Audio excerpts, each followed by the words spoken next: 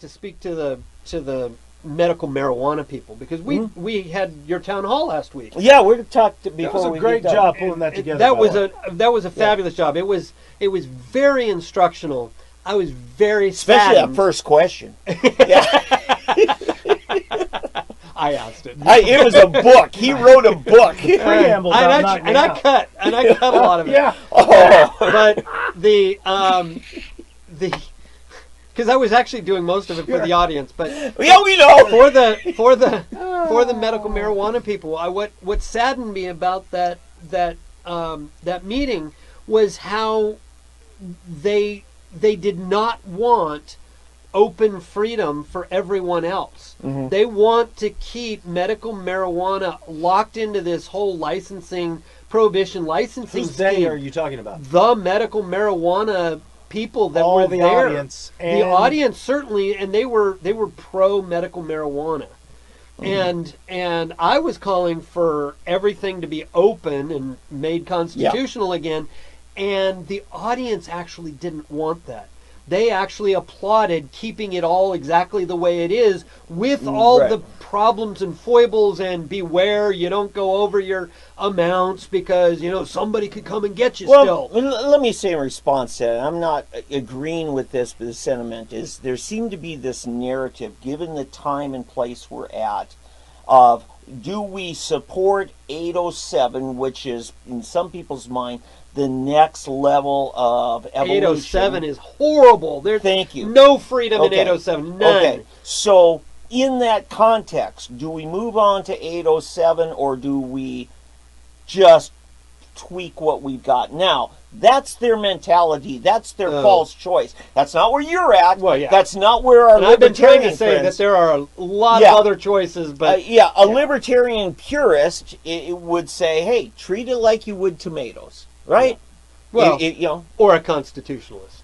Because there's no difference. We have the right to both. Yeah, so over an hour. Yeah, it was what I wanted to say about last Tuesday night's the town forum, town hall on mental health on marijuana policy. Yeah.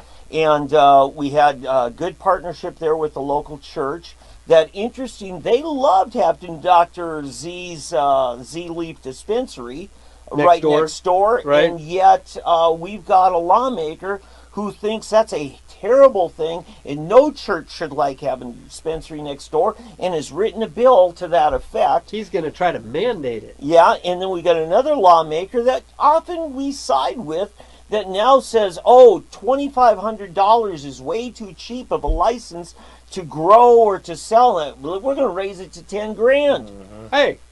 Once you're extorting, go for the whole hog. Yeah, why not? Why not $1 million? Hey, extortion is fun. So but there's raw footage that they can find. There's a raw footage link. That they can find that link. Right on the Facebook page on SoonerPolitics.org, or on our Facebook page, you'll find that.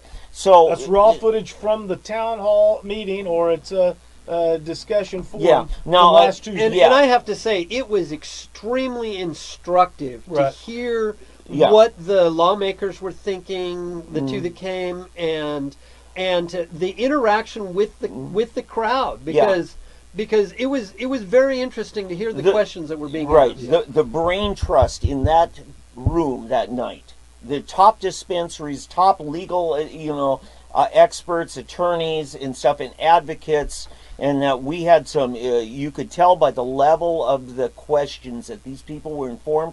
They want to do it again. If people would like to do it in Oklahoma City, I'd love to help whatever group wants to put one on in Oklahoma City. I think, especially once the legislature gets there, you can do a Tuesday night where you've got plenty of lawmakers available. Right. I think let's continue the narrative, because I think there was some good stuff come out of there, and I think we flushed out a lot of ridiculous stuff, or at least got to call it out. Well, we got to call it out. It's not worked out, but that's going to come as you in the public get on board, right? Because as we grow in numbers, then they have to give us And Tom, credence. The last thing I want to say is all of the fear-mongering that went on a couple years ago, and that has basically proved to be nothing. Correct. Oh yeah, we're all going to die in an apocalyptic. Oh yeah, and our kids are all going to drop out of school and start tie-dyeing in a t-shirts year 2000 type Y2K. Y2K apocalypse. So it was but good. with marijuana haze. So yeah, it was good, and I'm trying to think what's coming up. Go to your precinct meetings if you haven't already.